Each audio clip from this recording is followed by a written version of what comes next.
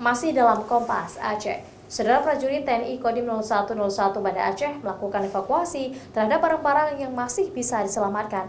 Proses evakuasi ini juga mulai dilakukan di sejumlah lokasi lainnya oleh warga. Banyak barang tak bisa diselamatkan karena banjir. Kurang lebih dari 400 personil TNI ikut membantu melakukan evakuasi warga yang terkena dampak banjir Banda Aceh dan Aceh Besar. Selain melakukan evakuasi, prajurit TNI juga mendirikan dapur umum serta mengevakuasi barang-barang yang masih bisa diselamatkan dari banjir genangan yang melanda Banda Aceh dan Aceh Besar. Seratusan prajurit TNI juga mengalami dampak banjir.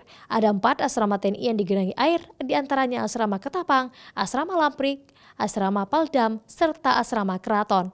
4 asrama kalau nggak salah Pak. Yang pertama di sini asrama gabungan Ketapang ini, kemudian yang kedua di asrama Lamprik, di situ cukup banyak juga, tapi air sudah mulai surut, mengungsi sementara saja.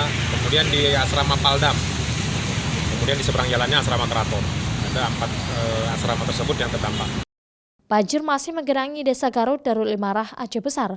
Walau debit airnya sudah mulai menyusut, akan tetapi barang-barang warga yang sempat direndam banjir banyak yang tak bisa diselamatkan. Warga mulai pulang ke rumah mereka untuk mengambil barang-barang yang masih bisa digunakan.